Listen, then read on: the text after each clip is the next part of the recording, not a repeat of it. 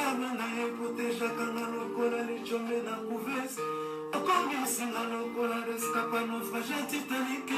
Kolina na ye zema Gisele Umba. Nana lobe yo mon amour. Téléphone fortifié de mon corps en cas de rechute. Alina kana kumila kailo kwa bébé et moi. Et qu'il a mené la pesa qu'il a mis soyez parce que nous tournons pété le colère malema. Kolina na ya diama Gisele Umba. Nana trouvé mon amour. Merci. Gisele Umba. Diama noir. Bonjour, bonjour, bonjour, bonjour, Valende Diamant Noir, bonjour Nabino, bonjour tout le monde, bonjour. Boza vraiment l'antenne Nabino, il y a liberté d'expression avec Gisèle Oumba Nabino. Oh yo, tout le monde a l'ingaka. Je vous attends. Nazose, oh, et dit nos images pendant ça moi Congo. Nazose la beau se connecter pour tout cela. Ma solo ya mboka. Mbala David, Tozose Labino, beau se connecter, et belé vous partager vidéo parce qu'il est là, il a chaud, ma solo mboka. Et voilà, tozana invité na biso na manza bomoni na bomoni bino surtout na titre ndito komi et puis titre na biso ya lelo oyo peuple congolais surtout azawana na Diamant Noir TV la situation politique actuelle en RDC. Voilà, donc toujours sur la mona Zorobilel oyo ezali mobundeli ya mboka et bino nyo soto so na biso nyo so Diamant Noir na bosani kotia titre donc pardon na bosani kotia numéro pour na ko intervenir na zoti la bino numéro tout de suite pour na moto o alinko tout na question lelo toza na 2 minutes à question i get ineza eza chaud lelo eza vraiment chaud pour na masolo ya mboka toyeba ndenge zoleka na Congo démocratique. Tozana invité na biso ndenge na oti koloba donc vous êtes toujours branché na Diamant Noir TV et désormais ndenge tolobi ba analyse politique na Diamant Noir et bandi déjà donc journée à lobby ndé na lobby heure ezate tokomona yango na kati ya Diamant Noir TV na YouTube nanga ceux qui ont cliqué Gisèle ou cliqué Diamant Noir TV et tokobando sola pour ma solo mboka donc ceux qui ont participé c'est simple donc au s'abonner na Diamant Noir comme ça sur na en direct na YouTube au monde entier ba ndakolanda kuna ndé okozomo ya ko participer donc voilà tozana Zorobilé sans plus tarder toko si ça invité na biso. Ah d'accord, il y a une question qui a manqué Dolphin à le salut quand on appelle pour intervenir pour ne pas répondre pas vous ne répondez pas pourquoi? Ah bon, je réponds pas. Non, je réponds toujours. En tout cas, je réponds. Donc, n'a évité peut-être les a saturé, ligne les a saturé, bah bazobenga ébélé. Deux fois n'a ko répondre, mais des fois n'a monité. Donc, n'a répondra toujours des tolobi. Tozo kota Zorobilé, les lozala vraiment on a manqué Dolphin au Tuni.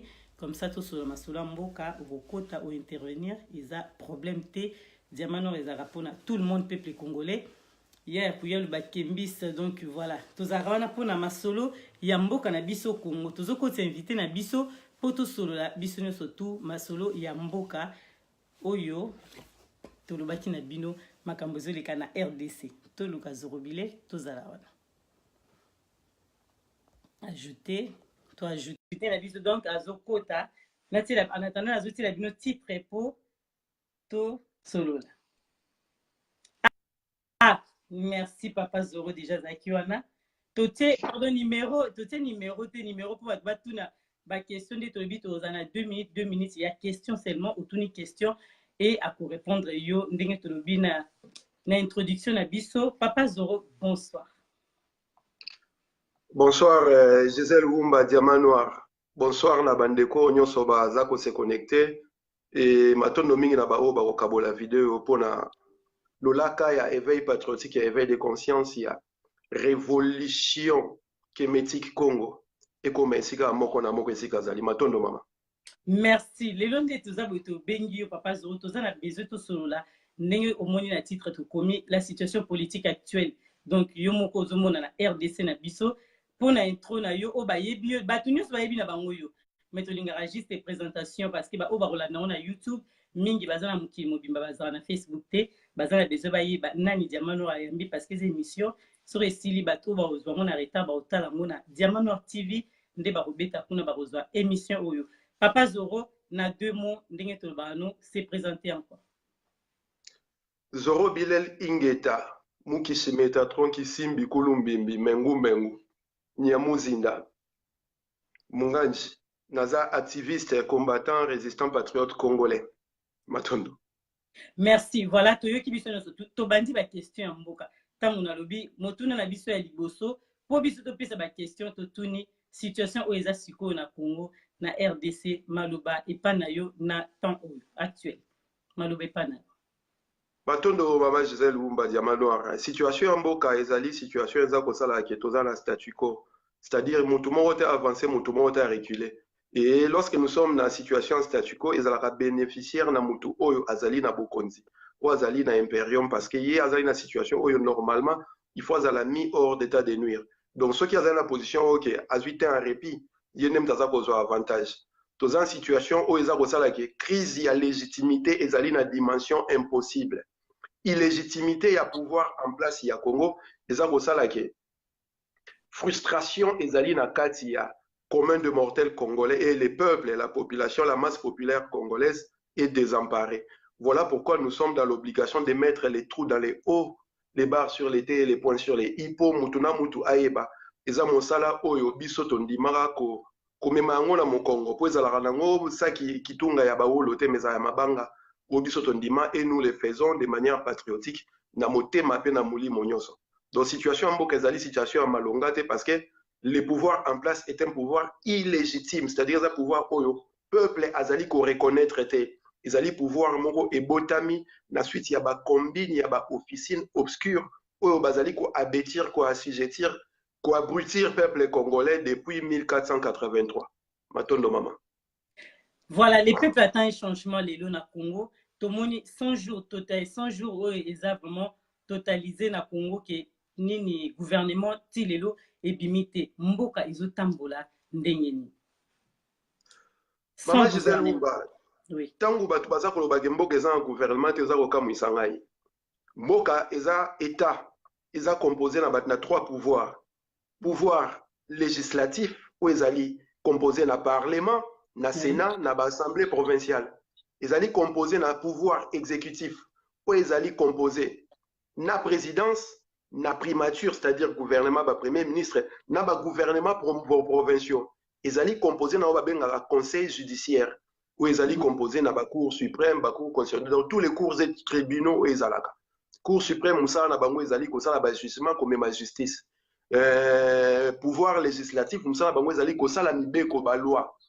Pouvoir exécutif ezali mon pouvoir oyo emetaka en œuvre projet oyo ba peuple ba ponela ki président de la république akoka kosala na mandat na botango boza koloba ke gouvernement ezate na mboka na Congo eza kokamwisa ngai ebongo Tshibala azalaka nani?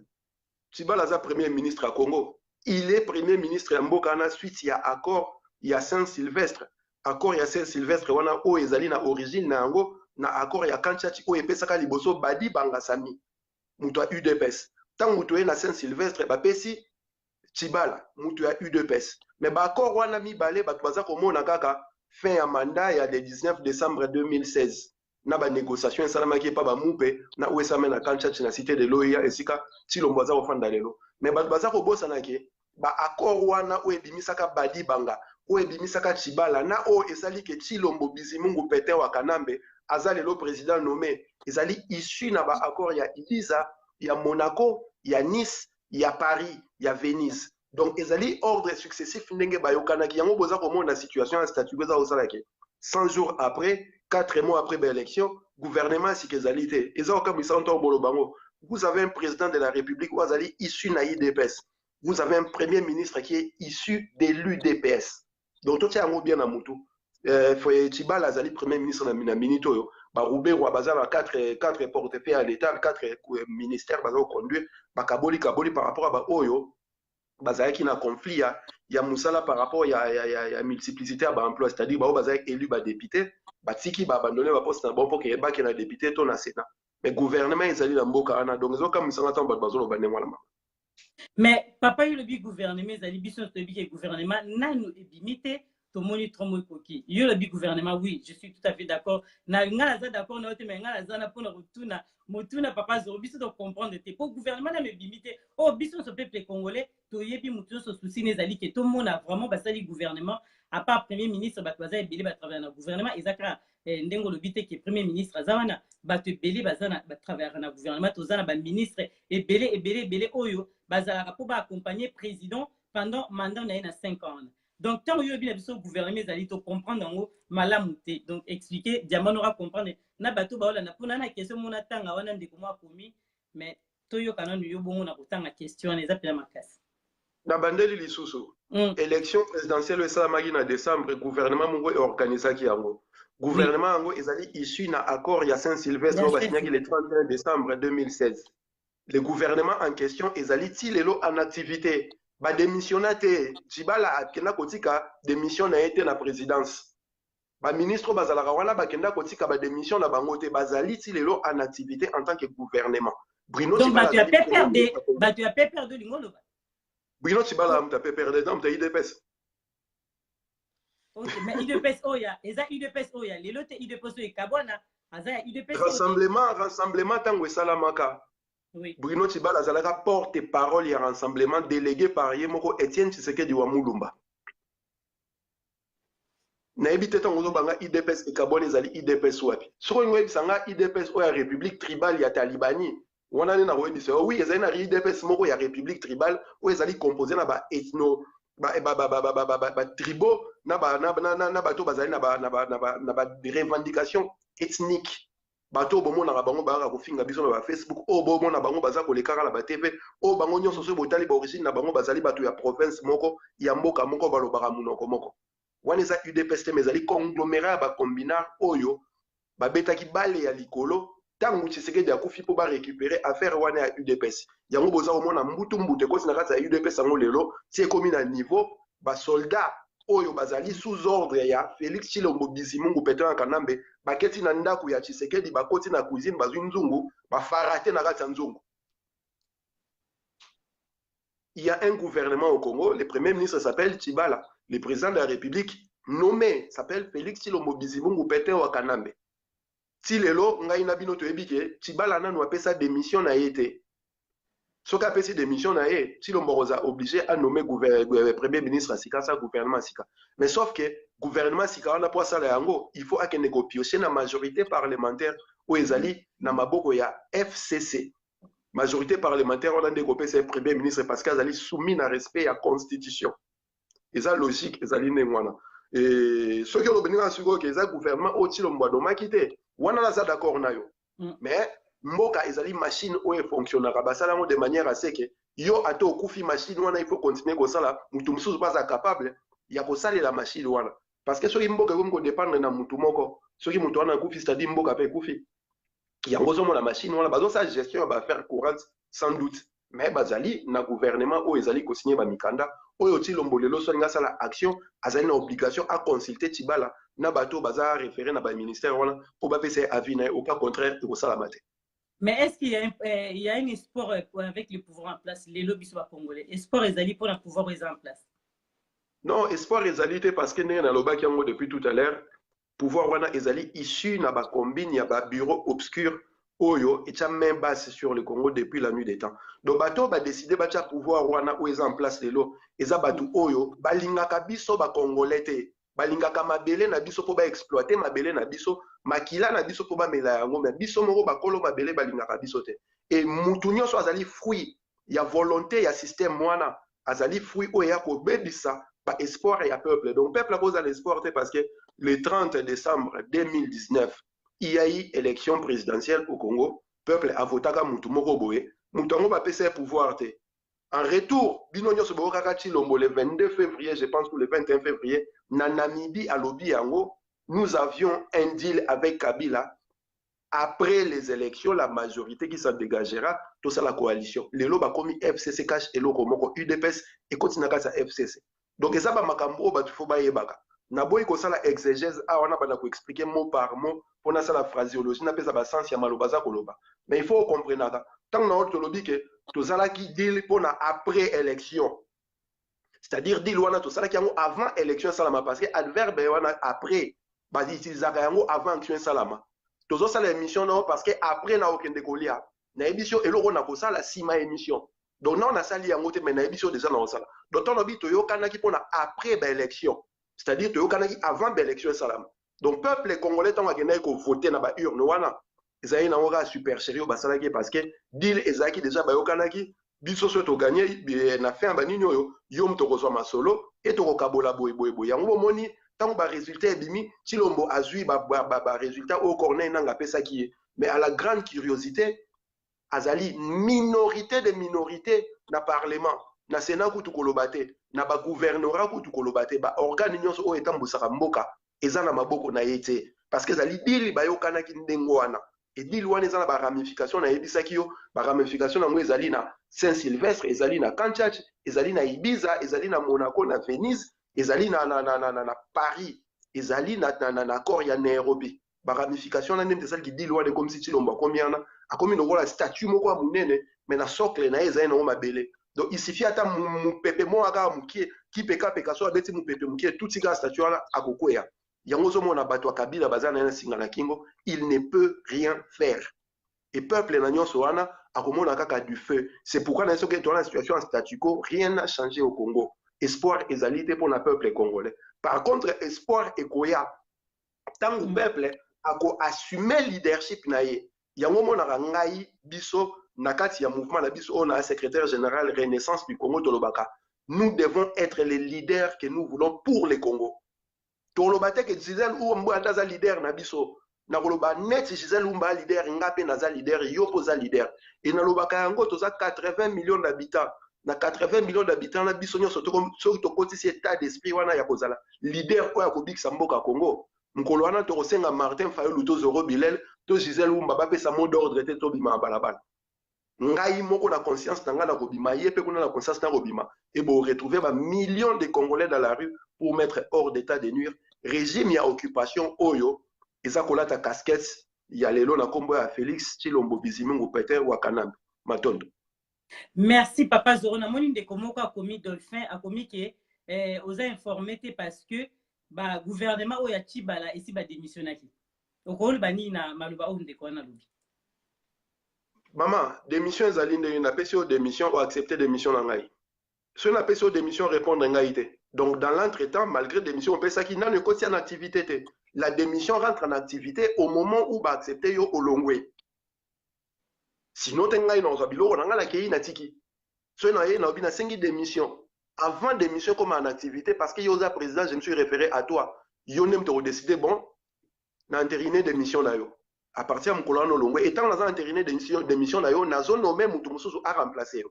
Pour bossa remise et reprise. Donc jusqu'à preuve du contraire, Tshilombo déjà répondant à la démission va continuer qui est. Non, nous parce que non, on va nommer premier ministre. Et pendant ce temps-là, qui dirige les pays d'après toi? Gouvernement, où est-ce qui va avoir la gestion, il y a faire courante dans le bac. En attendant, gouvernement, c'est qu'il y a. D'accord, on découvre réponse d'ailleurs la question oyo à tout ni mais tout biso to lito ti na bi téléphone ils ont ouvert déjà na ndeko lingo tout na question en tout cas quand tout na question de tolobi na Diamant Noir TV likambu ya ofinga ezalaka te ceux qui okoti to koti ceux qui ka ofingi na kati téléphone pour la question na yozo tout en tout cas bandeko pour na respect musala to tout na kaka mituna to zana ngo epai ya ndeko na biso Zoro Bilel to tout na sikoyo bino bokomi na côté pour na tout na makambo balobi résistance et kufaki.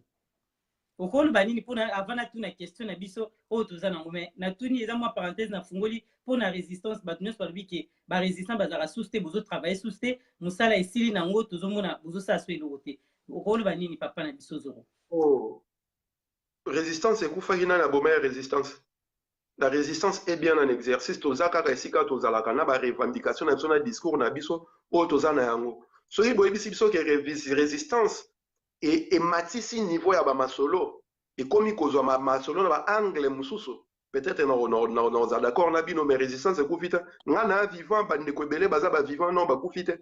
Na nous peut ba changer kazak te ba changer ba retourner kazak te. Bolo ba résistance et koufi. Hippolyte Kana maintenant wakangi ete James Kabaré, on te poursuivre. 12 millions de morts congolais dans la justice pour la bangote.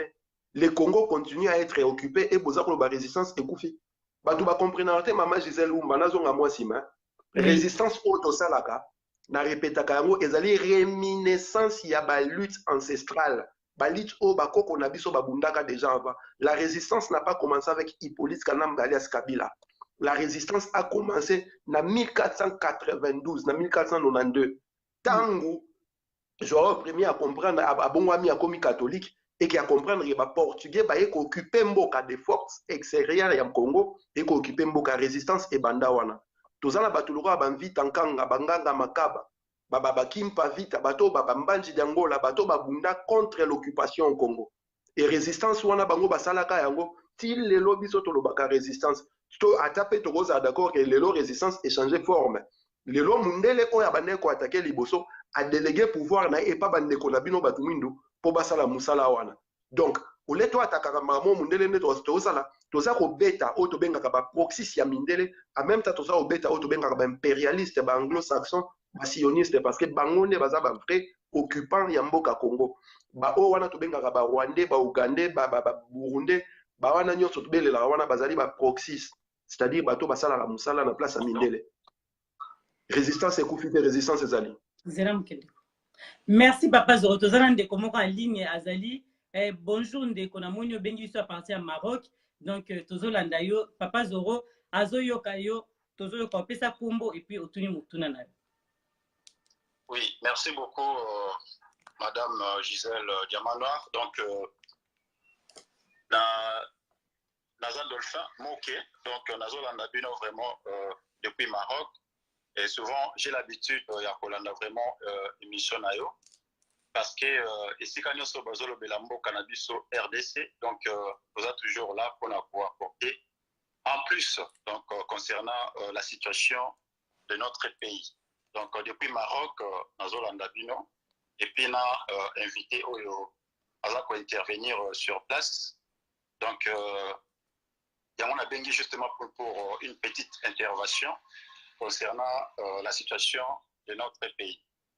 Voilà. Donc, Nalingaki, avant tout d'abord, il y a posé question, il y a invité Neko Yoazana Plateau, pour y sa makanisi, naye, n'engazo réfléchir. Mais, conseil Moka Moukian Napesae a invité vraiment la retenir, à se réserver, il y a qu'on respecter le président Félix Tshisekedi. Il n'est pas n'importe qui. Papa, oui, papa, nazo yoko bien, mais en tout cas, Tolingi, mutuna to le bien mi makamboza ya mboka moni ko pesa ba conseil wana rokoma oui papa na nazo mais nazo ko inviter na afko émission na yo eza émission moko ya ba responsable. Mais il est très responsable en tout cas papa na ngazala penda toza bien zala bref tuna question peut to sur la mama mboka papa pour bazola ndo partout ndozo lo bana. Il est vraiment responsable dans ce na quotidien parce que je sais qui il est. Voilà. Oui, ce qui n'a le bien responsabilité parce que depuis Abandi pour intervenir, il fait que s'attaquer au président Félix Tshisekedi. Abandi qui moi bien, mais Abandi ko ça à partir de ko s'attaquer au président Félix Tshisekedi. Donc et là on a Abandi vraiment à ça l'effort, il y a qu'à intervenir très bien, à réfléchir très bien pour contribuer pour puisque nous sommes des responsables, nous avons des familles, nous sommes devant nos écrans pour la Hollande. Voilà, question de Tunis. Pour ceux qui a implémenté très bien, M. Petozara, en tout cas, Tokotikati a attaqué le président Félix Tshisekedi. Voilà, M. Robeba. Question de Tunaï répondre clairement. Ceux qui ont peut-être na copie moko ya accord oyo Félix Tshisekedi asina na monsieur sénateur Avita Bila a brandir biso yango na émission to mona yango. Ce qui est athée, c'est-à-dire que Atika pour le Babilobalo. Voilà question liboso. Malembe a répondre à une question. Papa, Malembe, a répondre à une question. Bon, tout n'a pas pour répondre oui. Pour être basé bien en ligne. Voilà. Yami Balé a fait sa signification entre accord et deal. Parce que deal n'a accord, c'est le côté. Ce gars intellectuel a réfléchi très bien. À réagir à l'émotion, à réfléchir au point intellectuel, après ça, signification entre accord et deal. dit les élots Moussous, accord Pézolo Moussous. Merci. Parce que Félix Tshisekedi n'est pas un imbécile, c'est quelqu'un. Papa Ranga, oui, merci. Coco, tu es la même président, président de la République, Moutounio surtout, à repérer ça, Kamlendenga Lingi. Donc, yo pe toti ke la yo loba, de quoi répondre pe, pour yo ka réponse. D'accord? Tozo n'a papa Zoro, apé sa réponse. Merci, papa Zoro, malobi pas non. Question liboso tuninga na brandir accord Félix Asinyaki na Hippolyte Kanambe alias Kabila. Oui. Maman Gisèle Oumba Diamant Noir bandeko bazali kolandanga na pesi date ya février na lobi yango bien. Ye moko Tshilombo alobaki likambo ya deal basinyaki na Kabila pona après ba élection. Basala coalition basali lelo. Oui, ça dit que UDPS est commis membre à FCC. Si quoi deuxième question, tu n'as dit les alinés. Dit les ali terme moko. Nazoka moya za robamba mbochi c'est que daza responsable lomboza responsable. Et ça grave parce que biso en France awa, to na ba milieu ya ba jeune na poto na occident quand on parle d'un deal, ça signifie d'un trafic illégal de drogue. On est à sens na mususu. Mais deal na anglais, mot anglais sur le en français, deal c'est un marché. Un marché, c'est aussi un accord. Nous avons un deal, nous avons un marché, nous avons un accord. D'autant que nous deal wana, yenengazana, il prétend être responsable, il faut savoir aïe bambalamo et sigani tozaleli. Et en tant que président de la République, na kolobangwa haute voix, eza ba néologisme moko ye Tshilombo akoki ko utiliser yango te. En tant que président de la République, il ne peut pas avoir cette légèreté à langage aloba nous avons un deal alors qu'azoloba mi so mokili mobimba. Parce que nous avons dit deal, dans le sens figuré, c'est trafic de drogue, trafic illégal de drogue. Donc, ceux qui ont un deal, c'est un trafic illégal de drogue. Mais dans le sens où ils ont un mot anglais, il y a ici marché. Un marché, c'est un accord. Nous avons signé un marché, il y a 10% en ligne, il y a 30% en ligne. Il y a un deal. Et ce n'est pas des propos que moi j'ai tenus à l'Ingala pour brandir Yango. Il y a des lois à défendre. Félix Bizimungu Tshilombo Pétain wa Kanambe il faut akenda kotuna ye deal oyo alobaka na Namibie wana eza nini alakisa biso yango matondo. Merci papa na biso na bande de réponse pour totika yo ndeko muso aloba totiki yo o loba likambo lutuna.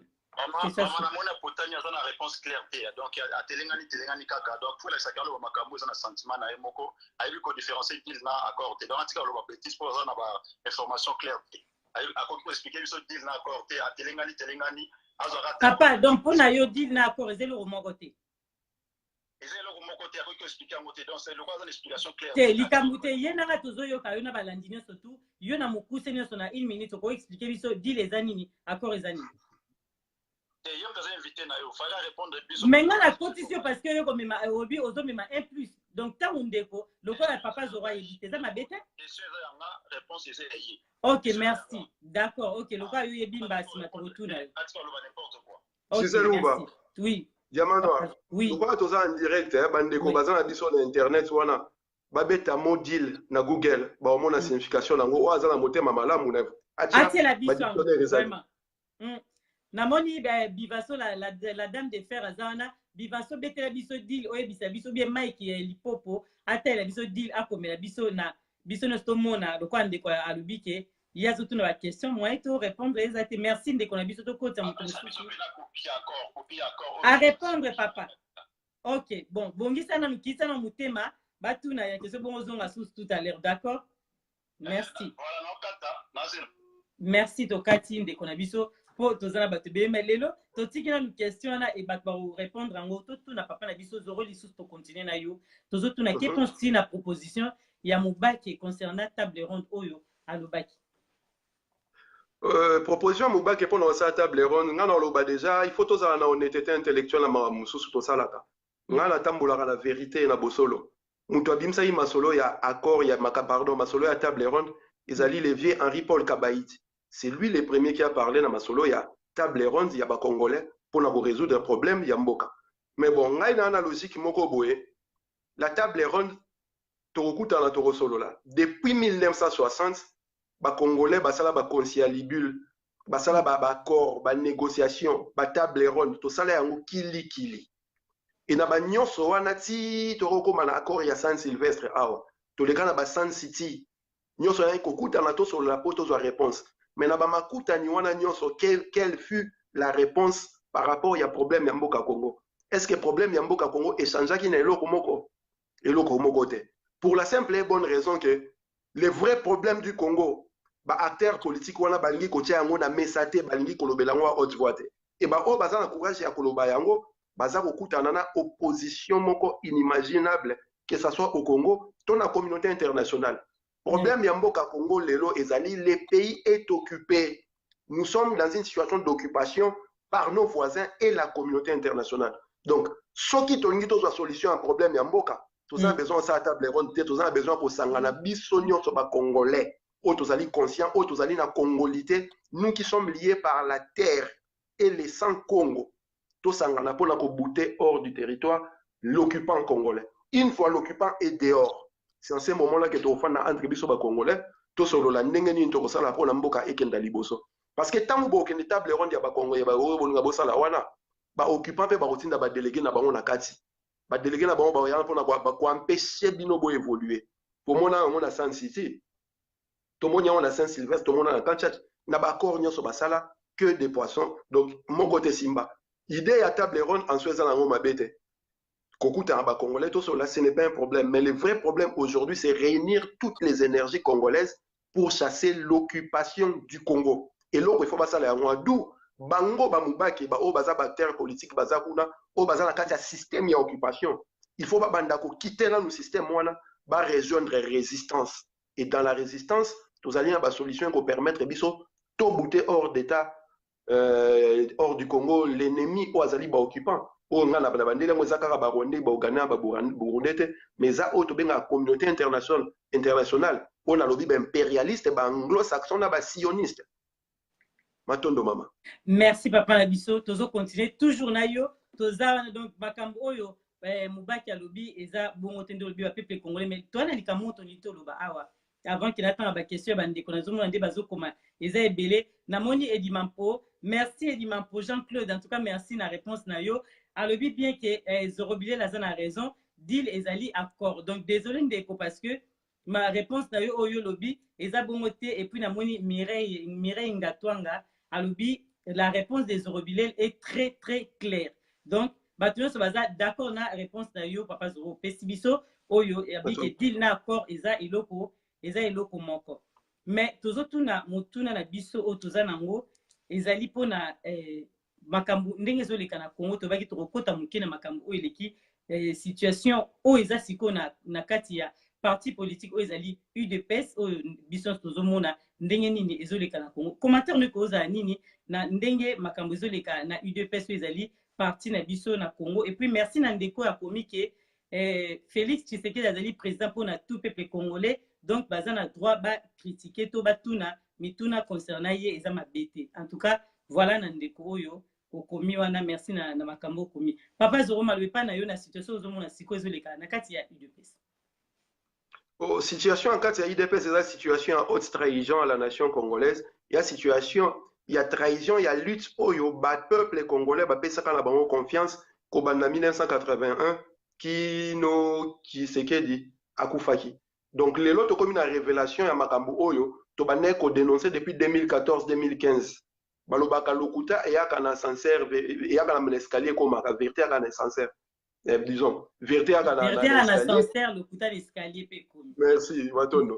Donc, nous avons pris 5 ans pour tout comme la situation autocomique. Quand nous avions dénoncé l'accord, il y a Ibiza, la négociation, il y a Monaco, il y a Nice, il y a Venise, il y a Paris, Bafinga Kabiso, Balobara, n'importe quoi. Tolobaka Marambo Nyoso. Depuis Bobanda, la négociation, la Bino, la Banyon, la Kanchachi, Kino Lelo, ceux qui dirigent le Congo, c'est l'aile de Kabila et l'aile de l'UDPS. Badi Bangaye membre IDPS tombe à premier ministre. Chibala Zaki membre IDPS tombe à premier ministre. Chilombo, président IDPS tombe à commissaire nommé président de la République. Sauf que la base, au Azalaki, Kobunda ya solo na terrain, on a ba revendication na bango ekoma, ekokisama. Ba eko se rendre compte que Chilombo, au bango bakansaki ba vota qui est président, azana étiquette. Et base wana ba profiter na terme au Chilombo et moi baki. Il faut déboulonner le système dictatorial au Congo, sans peur, parce qu'il y a un Mokobanga Mokobo. Et la base s'est mise en ébullition pour la balle déboulonner. et déboulonnement na bango banda ko ba haute voix deal wana il faut akata yango atika yango yango moni situation mbutu comme sauf que Tshisekedi était disons Félix Tshilombo Bizimungu Peter Wakanambe a vendu son parti na kati ya FCC au Bazali lelo à travers Kabund bayebi masolo basalaki. Voilà pourquoi moyen abimana libulu wana ezali lisusu te. Base o atikala libanda se rendre compte que les autres se sont servis d'eux comme des paillassons, comme la chair à canon. Yango moni mbutu bandi si bakomi ko ko panza ba siège na bango si ba ke ko panza ko vandaliser ndaku ya défunt Tshisekedi Etienne tina niveau ba soldat oyo commandant suprême na bango soit disant zali Félix Tshilombo Bizimungu Peter Wakanambe ba soldat wana bakoti na ndaku ya Tshisekedi bapanzi yango baketi na cuisine bazwi nzungu o mama Martha bande kolambela ya Chichima Tamba Pondu basumbi na kati bande ko bolimbisa ngana koloba ndengo wana et symbole wana batu baza komona yango loko ezali loko moko anodin eloko moko ezanga tina ça veut tout dire. Ça veut tout dire. Donc, acte wana tango esama c'est pour vous montrer que UDPS ekufa existaka lisusu te. UDPS obino boyebaka ezalaka lisusu te. Oyo bazo komona wana ezali ba chevaux de Troie, il y a Hippolyte Kanambe, il y a Empire Rimatutsi, il y a Paul Kagame. Yango boza komona ba Rwandais ba komosa à défiler tongo midi pourquoi na cité de l'eau ya po bakutana na Chilombo. Donc UDPS wana eza parti moko normalement la bamboka na to libérer yango. Na bamboka na to libérer yango. UDPS wana il faut ko dissoudre yango neti na gérer basalaka dissolution en Front islamique de Sali. Matondo mama. Merci toza ndeko moko en ligne. Bonsoir ndeko zobenga biso à partir à wapi tozo yoka. De quelque part. Oui. Plus loin. Et Nazo Landayo en direct dans une émission là, vraiment félicitations pour ton émission. Merci. Et puis félicitations aussi pour Ndeko Aza invité pour Kombo na Tamite na Makasti. Zorobile. Voilà, donc félicitations, tout le monde a analysé vraiment très bien, donc, et puis a orienté vraiment la situation bien répartie en Boka. Mais juste par rapport à la connaissance là, on a eu la zone du monde qui est depuis tant qu'on a développé la gouvernement, donc ils sont en Boka. Et par rapport à la situation à répartir, il y a un dengue qui est gouvernement sous fait en place, c'est le accord, il y a Saint-Sylvestre et tout comme ça. Mais vu que les depuis développement en Boka, Soki, le président de la République et mon sous à côté en Boka, et par après, là-bas, accord, dengue, où ils allaient dans Boka, sur l'orientation, il faudra qu'il normalement, Babibi, ça, gouvernement pour et permettre à travailler parce qu'actuellement c'est comme si travail et ça compatible était dans le gouvernement à côté qui est en place mais vu tous ces problèmes toutes ces situations ils ont les cas pendant que publication en gouvernement ils ont bimaté pour naïe à part les années à quoi exception ils ont suite il y a quoi des présidents ou anana parti au bassina qui devait pas dire tout d'accord parce qu'on a publié gouvernement et ça peut qu'on va ils ont suite à quoi parce que peut-être toujours c'est là quand même tout le monde situation et comment positif l'emboka de jusqu'à toujours bloqué. Voilà la question en ligne. Merci papa, tu as une réponse naï. Matondo ndeko limbisanga na oki kombo na ote okoye ko pesa biso kombo s'il vous plaît. Oui papa comment on a? Oui, comment on a ndeko Pajos. Ah ndeko Pajos. Obengi biso à partir habito yeba peti mboka. Bon, on a bengi bino au Canada. Abengi na Canada. Merci ndeko Pajos azolanda biso à partir à Canada. Tozo yoka malobe pa ezobile. Matondo mingi na motuna ndeko Pajos et puis kimeza la mboka mno siko ozali. Problème ezali na lobaki yango toza na situation en statu quo donc rien n'a changé, rien ne va bouger, biso sur la place moko. Pourquoi Félix aza kokokako bimisa gouvernement te na yebisi bino ke basalaka deal na Kabila ye moko lobaki yango avant l'élection salama. Ils avaient un deal pour na basa la coalition après l'élection. Basali coalition yango sauf que na élection ba résultat bimi majorité parlementaire eza na maboko ya Kabila. Et sa situation telle que gouvernement a kobima na majorité parlementaire. Yé azali président ou aza entre guillemets soi-disant provenant de l'opposition. Donc ce qui a du pouvoir, à salaki campagne na présidentielle na un projet de société ou à défendre. Sauf que projet de société pour défendre il faut sa majorité dans le parlement. Parce que le parlement nous sommes voter la loi et accompagner projet de société tant que la deal na Kabila. Projet de société où il y a qui peuple et qui n'a maï et comme il y a na Kabila. Donc tout ce qu'il peut faire aujourd'hui akoki kosala yango jamais sans encore ya FCC et par-dessus tout ça encore ya Kabila. Voilà situation bazali na yango lelo et ye azali na situation moko il est entre trois feux. Feu ya liboso ezali ya FCC ya Kabila, feu ya mibale ezali oyo peuple aza kobeta parce que bayebi aza tricheur et feu ya misato ezali ya communauté internationale qui en veulent à Kabila. Donc Tshilombo ndenge azana soki lelo aponi premier ministre oyo Kabila alingi te na parlement baosala congrès baodestituer.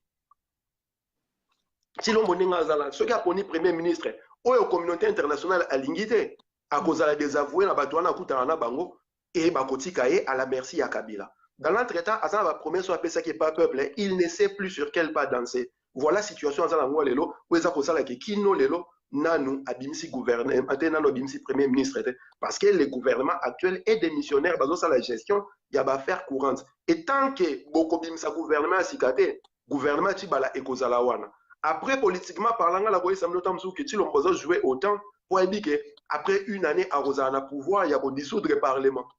Mais on les a erreur grave parce que Batouana FCC, Baebise wana nyonso bakosala yango po basotise plutôt. Yango mona banoko kamu yezo kamu isangati lelo nanza koloba on aloba ki tango na soki maloba. Eza normal te boye na élection na voter président. Mutu ya parti na ngai na voter ba député batu ya parti ya Kabila. Donc deal na bango za ki ngona akoko moko boye mathématique moko boye même ba extraterrestre ba comprendre yango te ndenge nini ngai na ko voter Tshisekedi awa député na foni mutu aza contre Tshisekedi et puis na pesi bango majorité écrasante base à la alliance tena Tshisekedi bakoki ko pona premier ministre na bango bakoki ko destituer base na plus de 350 députés na parlement sénat mondimba bango na bango donc ce basali congrès moko kaka parce que depuis tobandaki depuis Tshilombo prêter serment lelo il ne fait que violer la constitution. Azako buka mibeko tant wasali programme ya 100 jours abuki mibeko parce que eza gouvernement te sala programme ya exécutif tant aebsi mama wana babengana na ndako na décision en justice bazongisa na ndako abuki mibeko parce que le pouvoir exécutif eza na malobate na pouvoir judiciaire ozomona tant ayeko suspendre ba élection o ya sénat wana suite ya corruption abuki mibeko parce que eza na pouvoir wana te parce que tous les contentieux liés aux élections ils ont réglé la CENI, ton cour constitutionnelle, je voulais dire. Donc, moi, nous avons des pièces où nous avons bougé les alités. Sur un micro, au moins, député, moko a songolo par la route, mboka moko boy, a reçu motion de censure contre le gouvernement, basotissé. Voilà pourquoi tu es dans la position, Azako gagner temps, sauf qu'à gagner du temps, Azako peut se caber la force, n'a pas toi la Voilà pourquoi Bisson a résistant, on est tout de suite application en vérité dans la justice. Pour la situation,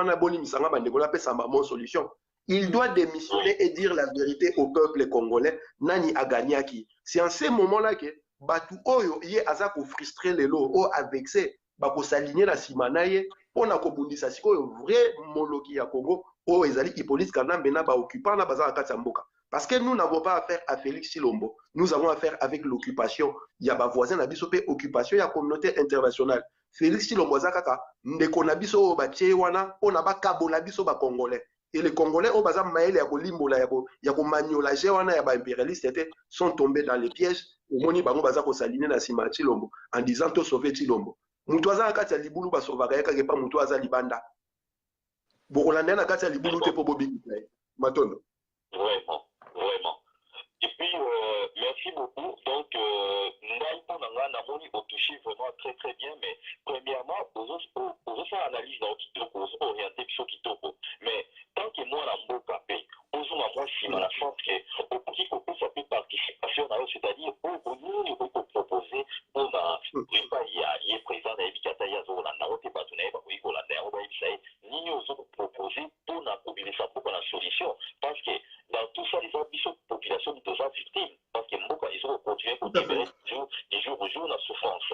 C'est ça le problème. Solution dans une ligne. Après, dans une ligne, on peut couper ça par rapport à la situation parce que la monde nous raisonner bien. Ndekonanga, ezana eloko mo balobaka. Vérité, bogoye ba vérité kosi kolabino. Vérité, Tshisekedi Tshilombo ayebi sa peuple la vérité parce que eza question problème azana ngo lelo. Eza beaucoup plus problème, il y a légitimité. Et légitimité wana ezali au peuple nda pesaka yango ton bake ko voter na ba urne. Bisonyo soto yebi ka zwaki 15%, c'est pas lui qui a gagné. Sauf que azali usurpation, il y a place ya muto a gagné qui. Donc avec c'est à frustrer Batu ebele et bato wana nyonso s'élever contre ye. Omoni ya Tchitchi tango aboyaka élection ya Kabila en 2011, ça a fait que pendant 7 ans mboka ezalaki ingouvernable.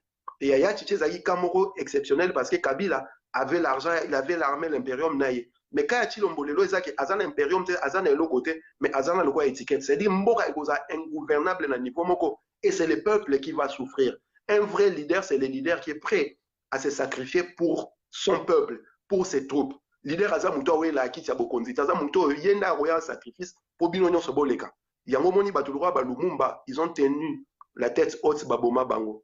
Chilombo pour abima na situation na bandele yango lisusu, il faut démissionner. Aïbisa peuple vérité na nyaganyaki, aïbisa peuple alimbisa ye à cause de soutien ya batu nyonso parce que okoki kobiki sa mutute même si azana ndeko na yo soki nano komi consciente que azana maladie na nzoto na ye ngana azana sida disons ba sida te mais azana maladie moko songolo pakala na lingi kondima te na maladie ona so bopesi na kisi na mela maladie na eso no mela non mela ngote yango zo mona antipathie ya bandeko ebele ya ba province wana na boy kotanga kombo po esala bamalgame te une frange ya bato tozobenga bakasik ya parti wana baza ko se déployer na kofinga ole baluka basala dialectique basala diplomatie mpona tokoka kofungola banzela tozwa basolution bango bazoya na situation ya défiance yango boza komona barwandais baza kobinela biso na mboka nga na kati oyo maloba te papa na biso mais soki omemi bo mpona ngai te tanke mwana mboka bon je m'excuse vraiment jigel soki nako okoki kobatilanga mwa oui tozoyoka yo papa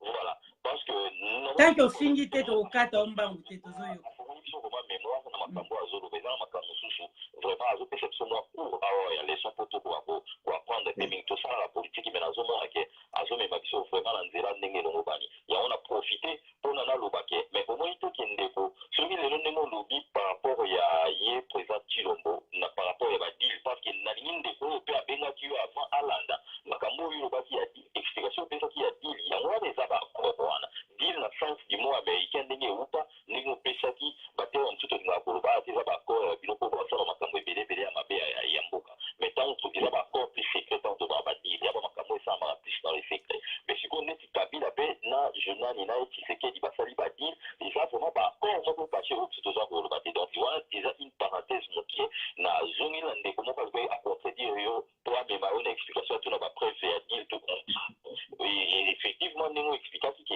ye moko président Félix Tshisekedi tozobenga ye président po mboka moto etiaki actuellement mais toyebi ke président eli boeskize ngai ezali kote po abimaki ezalaki kote ya président Martin Fayulu mais oyo anomaki moi je ne mange pas des mots eza ye Tshisekedi mais lelo oyo par rapport ya baaccord secret na bango ye moko andimaki ya désaccord mais soki lelo adémissionné omoni te ke lelo sénat ezokokende kofaire asseoir ndenge na constitution ya biso ya mboka na biso ezotambola soki lelo adémissionné c'est-à-dire FCC Kabila na likolo kuna na sénat moto akozwa bokonzi omoi te opposition mosusu bapasi est-ce qu'il y a pas une autre solution tokoki kopesa oui bien sûr soki adémissionné tokoki kosala nini tokotambusa mboka yango ndenge nini po mboka ekozonga biso na maboko ya gouvernement ya Kabila oyo biso toza kolinga lelo te c'est ça ma question aussi voilà matondo na motuna ndeko pajos solution ezali moko lelo na lobandeli oyo lisusu Chilombo il faut adémissionner ayebisa peuple la vérité mais ntango aza kodémissionner wana il démissionne il appelle le peuple au soulèvement populaire à l'application de l'article 64 ole ayebisa peuple adéboulonner système dictatorial ntango wana akoyebisa peuple bodéraciner système ya occupation eza na mboka parce que peuple azali souverain selon l'article 5 et l'article 28 balobi peuple azali na droit ya koboya ba ordre moko eza ko violer ba droit na ye na ba devoir na ye et Chilombo soka tiango na miso ya parce que azali entre guillemets papa ya mboka azali le roi professeur ya mboka soki abisi bana classe botambola bino nyonso na droite bana classe botambola na droite eza sens ya leadership ko assumer leadership na ye lorsqu'il va démissionner en disant la vérité au peuple congolais il appelle en même temps le peuple à prendre ses responsabilités c'est-à-dire le soulèvement populaire pour déraciner système d'occupation et non déboulonner un système dictatorial alors que ton mboka est occupé.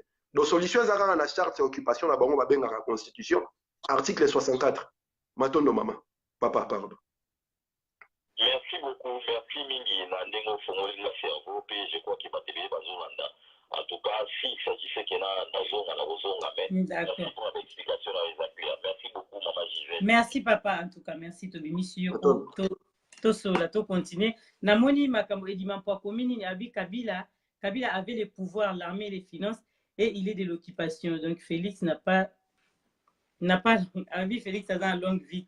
Wana edima mpo na qu'ils a question mais ezaki vraiment ils a question te biso de tuni mutuna na biso siko na mukolo ya lelo papa Zoro Bilele na situation oyo ezoleka tozobya moke situation ezoleka na UDPS oyo biso tozomona parce que za mamba mboka il faut tolobela oyo nyonso ezali likambo ya mboka namoni ndeko moko atuninga Diamant Noir objectif na yo eza nini parce que nazotika bato baloba mais toyebi te ndeko po toza mamba mboka sikoyo yo lingi tosola mamba mboka te mpo na yo tosola sikoyo toloba makambo nini mpo na yo tobandaka kokumisa je ne sais pas ndenge tolobaka Diamant Noir azalaka mpo na peuple congolais donc nazala nsima ya motu te nazala nsima peuple congolais donc soki likambo eza na mboka tokosola masolo ya mboka ndenge ezali donc ndeko bolimbisi na yo je ne sais pas soki olingi toloba likambo nini Diamant Noir azoba ndenge mambo ezoleka na mboka tolobi boye est-ce que situation oyo eza na kati ya UDPS ezoleka lelo na mboka oza sûr que eza obstacle mpo na pays to ezali avantage pour la FCC? Oh, c'est avantage pour la FCC parce que l'IDPS est un des partis qui est concentré et belé à Congolais la carte. Et l'objectif est qu'il y a FCC, disons, il y a Kabila. Ils va détruire parti en des Bassalana Palou. Donc, au moment où l'UDPS on est comme dissolu, entre guillemets, parce qu'officiellement, ils ont existé, mais officiellement, ils ont dissoluté. Mboutou Mboutoza partout. Kabila Ndaza gagnant. FCC Ndaza gagnant. FCC Ndaza reprofiter na yango. Voilà pourquoi tout ça kosenga bande konabiso a IDPS bazonga na bon sens et le bon sens veut que dans un pays occupé réponse à la moko il faut passer par la résistance. Babi mana parti on les a roula li sabon pongi ya ba bébé ngatem na lobaki yango ya chichim kaloba en 2012. Baya na grand ya ba patriote congolais au bazali ko telema pona ko sikola mboka na minyololo ya bapaya. Banzenza o ba côté la biso. Matondo mama. Merci de ça, comment en ligne. En plus, il get Ineza, alobi boye, alobi est-ce que soulèvement populaire wana donc abi soulèvement populaire jamais propose na tani ya pour militer mais idée na eza bon alobi est-ce que soulèvement populaire wana jamais koki kozala malobi pas avant tout tient de quoi en ligne. Eza liberté à penser na expression na opinion na bato ba koyemba tango fayula zo sa ba tourner na kingombo bazo senga pesa biso minduki. Au bas de l'article 64, le soulèvement populaire, il get Ineza, Aza ebele ko le kabangote. Bateau baza ko tsala ba désordre, disons, au baza ko tele mamutu mbutu na IDPS actuellement, au baza ko le baba ko déboulonner di luana na système dictatorial. Eza il get nezate. Soulèvement populaire et ko sa malamboka na parce que frustration et atteindre paroxysme na yango. Le Congo est tombé, le peuple est tombé tellement trop bas que na sena bisolo monsieur Zali, te tikali ka to découvrir pétrole tellement to kiti na seto. Et nakawane komaka ya extrême urgence solution à moko peuple a se révolter détonateur et où ta place une déclic et où ta place une to éviter mais ce moment là finira par arriver koloba peuple kaza capable de ça soulèvement et ezama mingi surtout venant d'une congolaise quoi ba o baza violé na mboka en ordre 48 par heure majorité eza bana basi même si ba violé za ko toucher basi mibali bana ba papa ba koko pe ba bébé mais la majorité ezali bana basi donc normalement il fallait se révolter. Il y a un moment où la bantoucratie tolobara. Le Congo sera libéré par la femme. Parce que le mal au Congo est arrivé par la femme. La femme n'aime pas déboulonner, à déraciner le système de l'occupation. Parce que binzam bien qui aboutir tout spirituellement et physiquement et politiquement. Et ça binzam les gars qui à travers la femme. Donc tant que banabasi bino bozo conscience wana teke bino ne faut lever nation. Parce que moi, dans la carte, pendant 9 mois avant de quelle est ta langue maternelle? Langue paternelle. Parce que transmission et force spirituelle, cérébrale, physique, et il n'y a pas maman. Ce qui est maman au commis défaitiste. Automatiquement, William Lynch na fabriquons nos esclaves. C'est-à-dire quoi? Nous allons faire les cassages du nègre. Ne basala ba chevaux ba humain ba torturer humain torturer à tel point que humain le roi za mama abota ba poulet a komi ko bangela bana no ba ko botama humain à se soumettre à comme esclave automatiquement tant humain comme esclave bana o ya ko bota ba poulet wana ba mpe ba za ba esclave mala moko bo za na besoin ko luka ko domestiquer ba poulet alors que baoyo mibali wana baza capable ya continuer révolte nango. Voilà eloko o mundela sale pa batu mwindu et mingi na bassin du Congo, na Congo RDC, République démocratisée du Congo. Ba femme congolaise baza la défaitisme moko boye. Eza ko sala pasi. Alors que bango ne fallait pas faire tourner machine ya révolution wana. Ye aza mama soki aza ko bagi peuple na côté le matin. Aza na bana 10 na ndako par exemple. Yo kasi mama na otika bana 10 ba bimanda. Acceptation esclavagisme wana. Matondo mama. Tozana ndeko en ligne. Iget na bande ozui réponse na yo. Toza ndeko allo tozo yo kayo na question na. Ah. Zela pour na moni eza na haut-parleur te. Oui, c'est bon. Toyokio. Oui, allô, maman Gisèle. Oui, papa tozolando. Oui, maman nazongi susu voilà, tozolanda vraiment ndeko na boke binyoso. Malgré tout, ba réponse na izo za vraiment clarté donc nazaki na question mosusu na ngana tunaye vraiment parce que ezali kamamboka basolango en toute responsabilité et en toute sérénité. C'est-à-dire qu'on ne peut pas se réveiller seulement bon matin, devant dire qu'on sacrifie mboka, devant dire qu'on finit la mboka sans la preuve tangible. Mais ndeko, quand on dit qu'on finit la mboka, vous voyez que ça n'a insulte ni n'apporter sur ce nom. Depuis la bande émission,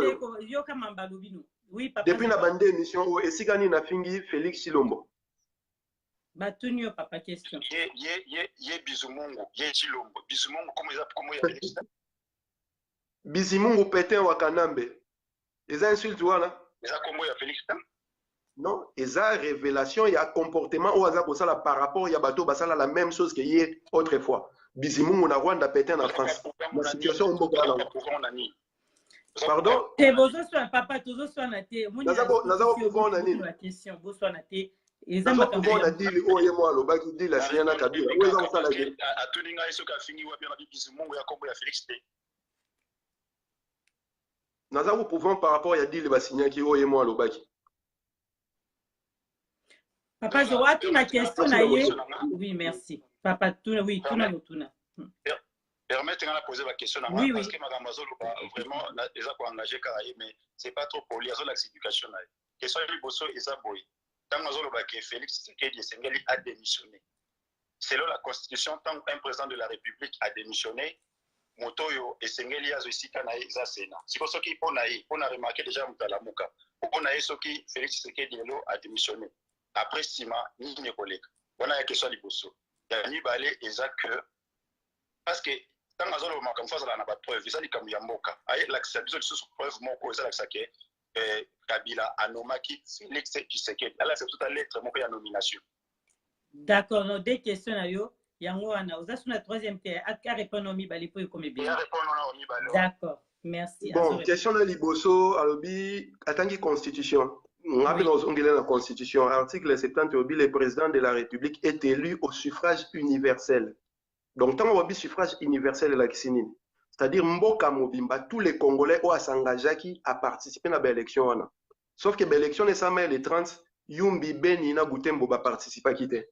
Donc, automatiquement, l'élection est universelle et comme non universelle et comme élection au suffrage partiel. Donc, et ça, la caducité à l'élection. Donc, si on a un débat constitutionnel, là, on met un terrain. Il y a un moment où il y a un président du Congo. Parce qu'au suffrage universel, il est censé réunir Congo Mobimba et participer à l'élection. Le quoi va renvoyer qui Batouana va voter plus tard. Il fallait retarder le résultat de l'élection présidentielle. Batouana va participer à l'élection présidentielle. C'est-à-dire Yumbi Beni Boutembo va participer à l'élection présidentielle. Parce que les habitants à Yumbi, Beni Boutembo, non, Félix a présent et participer à l'élection. C'est leur droit. Et droit on est assuré quand la constitution en attend. Ma question balèze là qui nomination ya Chilombo. Nous avions un deal. Deal wane salaki ke basa la coalition ou sali ke tango ba komi na nia ba situation d'élection Félix Yobima président les restes nous allons occuper. Et ça dit les bango moko mbaloba ki ngoza bisoté et nomination ça par rapport ya ba résultat oyo ebimaki na résultat oyo peuple achaki na ba urne. Et ça ndenge monter ça veut dire quoi? Le peuple a voté d'autres personnes, ba résultat bopesi bango ba résultat batu misusu. C'est-à-dire bato botie on eza batu oyo ba instance wana eza ko diriger ou organiser l'élection et nommer yango. Donc si tu dis ma nomination, nous allons accuser Corneille Nanga pour haute trahison, pour violence à la Constitution. Et en même temps, tu vas accuser la Cour constitutionnelle au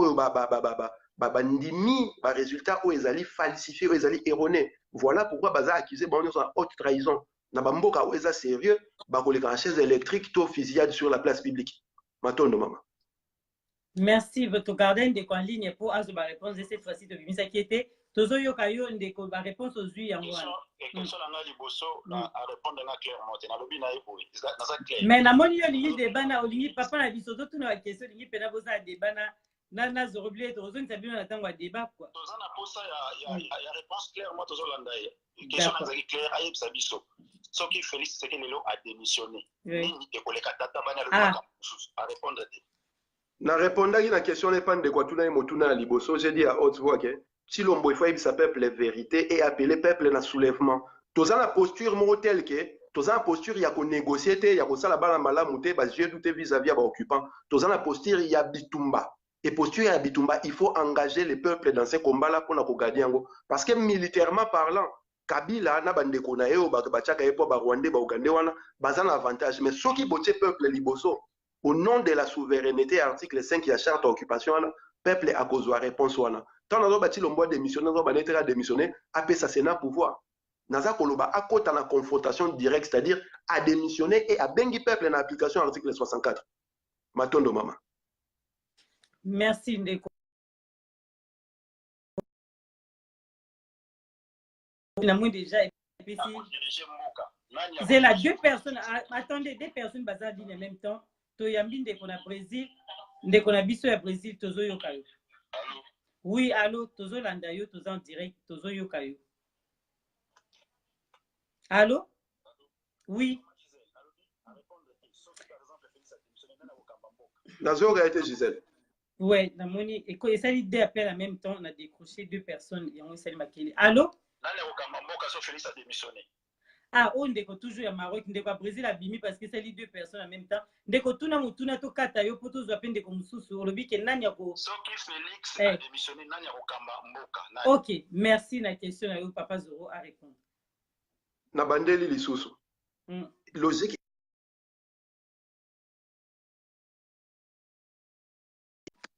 et s'appliquer et ça aussi la réparation.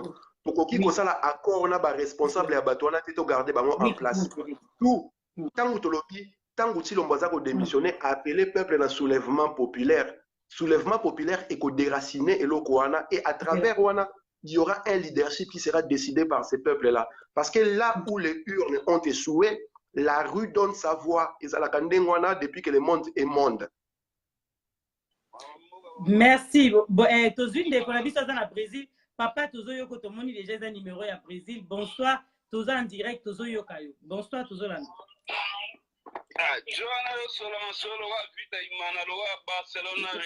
Malembe papa a dit doucement. Johnny Nyozolo ba toujours mamba ju to so masola mboka donc tuna mutuna et puis ça a vraiment posé Tozo Lando. Au bengi biso à partir à Brésil tout le monde déjà qu'ils a Brésil. Donc ma globe pas na. Ngana parti à Rio de Janeiro on a loba Joana mamba loba mais azolo ba bilo muso azolo ba azo sangisa makambu. Na comprendre la muta ba église noire. Yo ozo pe sa réponse et pas un nani papa. Tozo so la soit na kata yo soit to loba. Ozo pe sa réponse et pas un nani tozo na invité na biso ka moko eza Zorobilel. Ozo banande ko nini po ndeko to kota siko tout ka ba tel na bino. Oui, vraiment le ban a respect pour celui qui na okata. Oui. Ouais. C'est pour la zone na moni be mission na la en direct mais na moni ndeko mona au Canada ou to solo là. Oui. A solo na ndeko azolo na plateau. Oui. Ya ngabele ngana solo la mo mukeme. Ndena côté le tom se bimi lo ka brutal. Voilà, en tout cas très brutal donc yambi o ka poto yamu mais côté mabe ya on a lobi kita ou bieto kata yo o kita muke bongo rappeler biso ou sinon autour de question. D'accord, merci papa. Moni nazaki pena besoin tuna question ti mais na ngana loba ka ke makambu ya zoluba azolo mama amuyema mama mboga to solo ngo bongote oye logo da mutafita wana mutaimana wana mutati mama mboga fo biso tu ba congolais tosola mama mboka na ide totala Congo bandeko bafami ezala Félix ezala nani ezala na oyo baza bakongole fo batalaka miso na bango na Congo makambo ebele ezoleka na mboka na ndenge ya bamwema na ndenge ya badesordre. Poser la question, s'il te plaît. Papa, voilà. Les questions, motuna no kasi kozala nini ndeko komona na ito.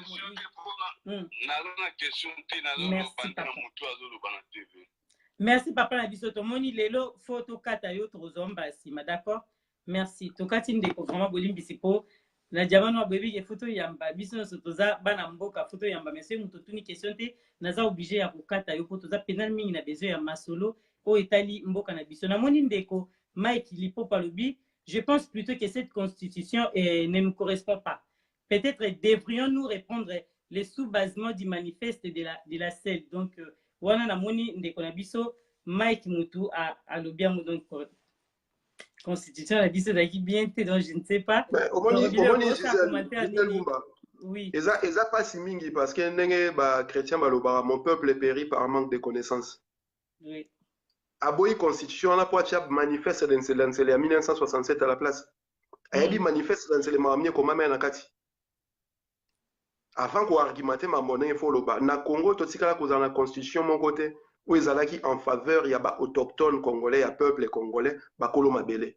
Toutes les constitutions du Congo ko banda 1964 o ba komaka na Luluabu ba Tshisekedi ba Liaou ba Mpase ya 1967 o Liaou na Tshisekedi ba komaka. Ma proposition en constitution de la conférence nationale souveraine. Acte constitutionnel, il y a 100 en 2002. La constitution, tout ça, il y a 2006. Oui. Toutes ces constitutions-là ont été taillées pour permettre aux étrangers de jouir des mêmes droits que les Congolais, voire plus que les Congolais. Donc, il y a un moment où il y a une charte d'occupation. Parce que les Cambounas, il y a congolité dans la constitution, c'est-à-dire les Cambounas nationalité d'origine. Et version bapé sa nationalité d'origine wana ezali lokuta monene et version wana eza so otali constitution en 2006 auto sala kalelo au moins eza reproduction ya constitution en 1964 ya Luluabo. Qu'est-ce que dit la question nationalité? Nationalité d'origine congolaise eza attribué na mutu nyonso capable ya relaxa ke yé na ba peuplement na ba tribu na ba ethnie bazaki avant le 30 juin 1960 na Congo. Na tunaka professeur na ngamoro boy na Kinshasa. Origine ya Congo ezali le 30 juin 1960. Non. Le Congo a été créé en 1885 dans la conférence de Berlin. Donc si vous voulez parler de la nationalité d'origine, il faut vous remonter avant 1885. Au moment de l'aberration, et nous avons avalé cette aberration-là pendant 59 ans. Tout ça pour vanter la nationalité, constitution. Sauf que tout ça, c'est la constitution est incité par les impérialistes, c'est pour là-bas fondre la porte dans l'occupation. Pourquoi on dit comme 1885? Parce que si tu remontes dans 1885, au moins, il y a Barubero, Babizimakara, Moeto, Laxate, qui est na Congo avant 1885. Mais avant les 30 juin 1960, tous ils sont là. Si le législateur ou la constitution en 1964, celle qui a ouvert la porte à la nationalité d'origine. Tant qu'on appelle ça la nationalité d'origine au Congo, le 30 juin 1960, bazalaka mayele to balaka bazoba. Parce que dans l'examen d'interrogation, l'examen de contrôle, soit zéro. Parce que la question de l'origine du Congo remonte à la création du Congo et non à l'indépendance du Congo. Donc, ce bobine nationalité d'origine, il faut même abattre avant 1885 et non le 30 juin 1960. Il y a un peu bizima na karomwe to ba se prévaloir la nationalité congolaise. Il y a un moment ba Léon Lobich Kengwa do baza ba congolais. Il y a un moment ba tulura ba chaloupa mundele nzoto mobimba congolais. Parce que bopé c'est ba o mibe komoko bo epesi bango ba même droit que biso ba ne Congo ba kolo mabele wana.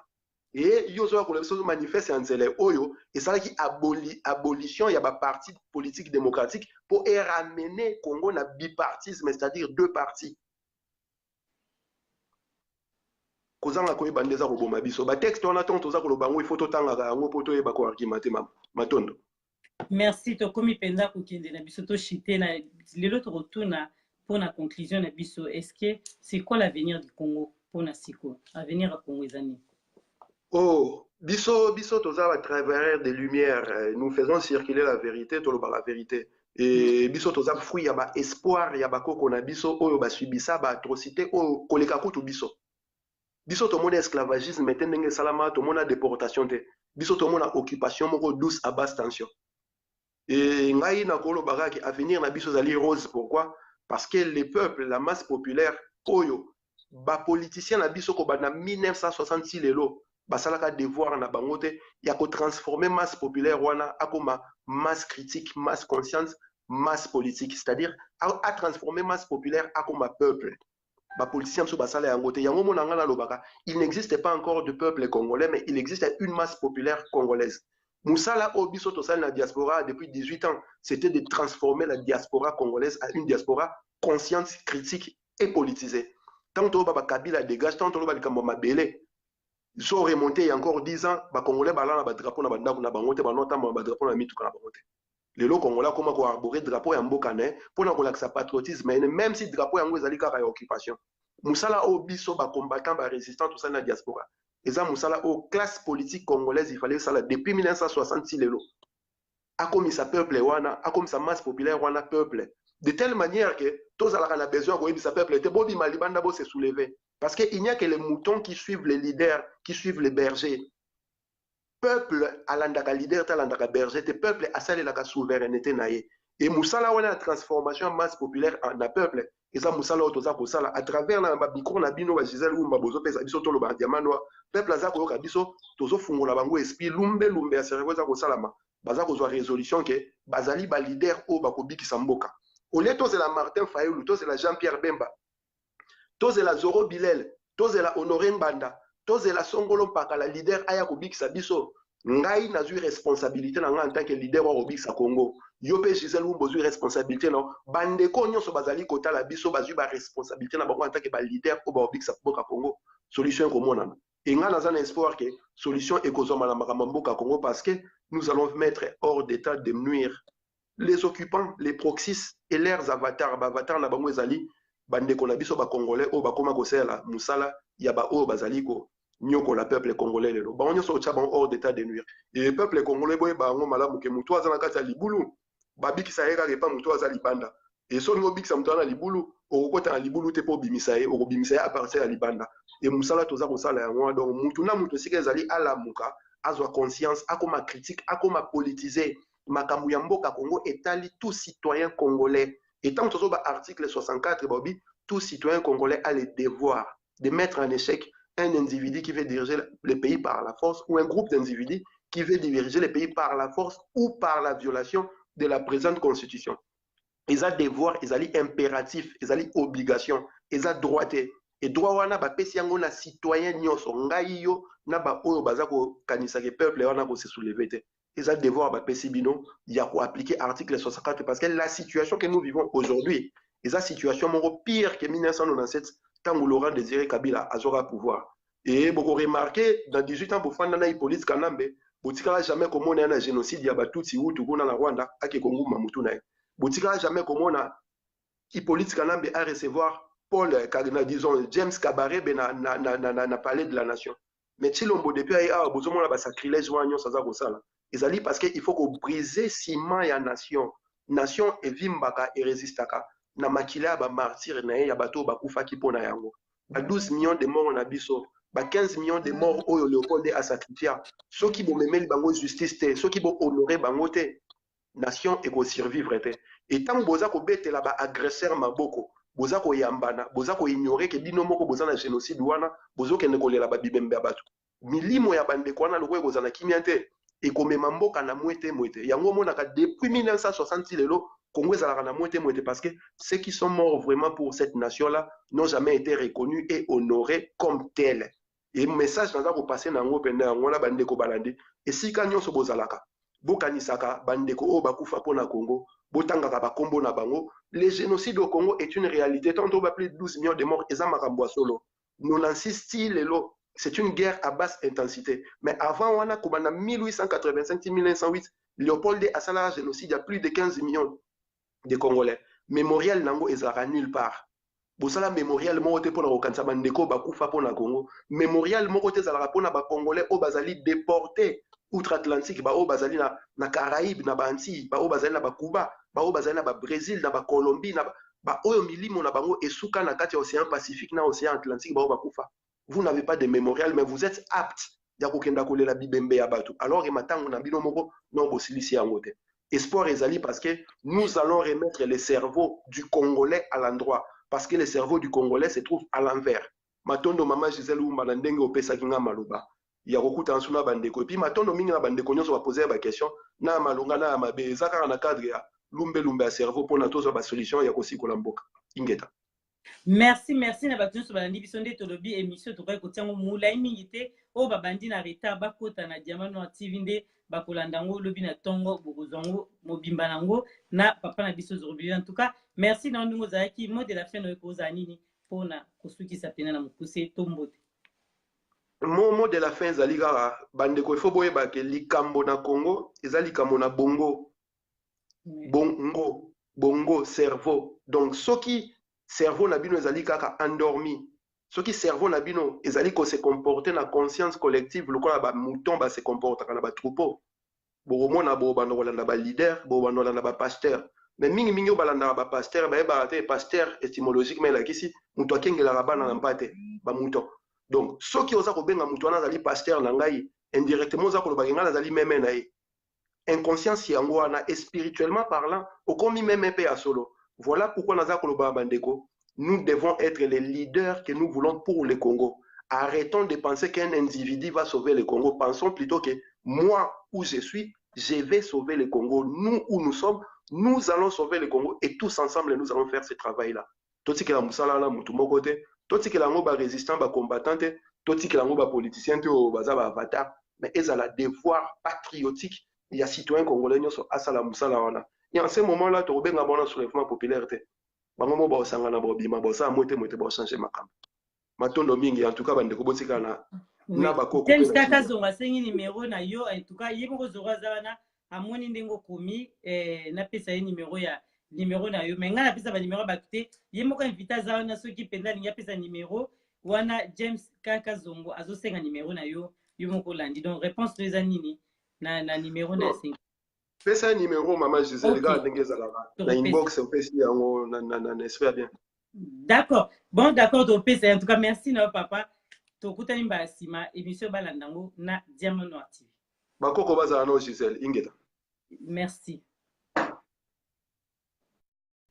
Si ba tuno so obolanda ki biso émission on dit tobi to na Diamant Noir TV et puis lobby to bandi penza o ezali on nous salingi ko participer na débat o eza na YouTube wana tokola nango na Facebook te na YouTube nanga il faut ka vous abonner pour okotaka na ba débat oyo ya biso ya mboka ya Congo tokobandango journal lobby toza nango ceux qui vous êtes abonné te o s'abonner na Diamant Noir TV na YouTube nde oko participer na direct ya lobby et kozala tout le monde Bobette Matumona merci na yo na moni pena tuka liba eleka malamu to soki si na biso pona bande kono so bolanda biso boza ebele mona tanga bakombo ezate mbote na bino no surtout na lingi bino ebele bivation la dame de fer bisous na yo et puis bisous na bato so bolanda ki biso bye.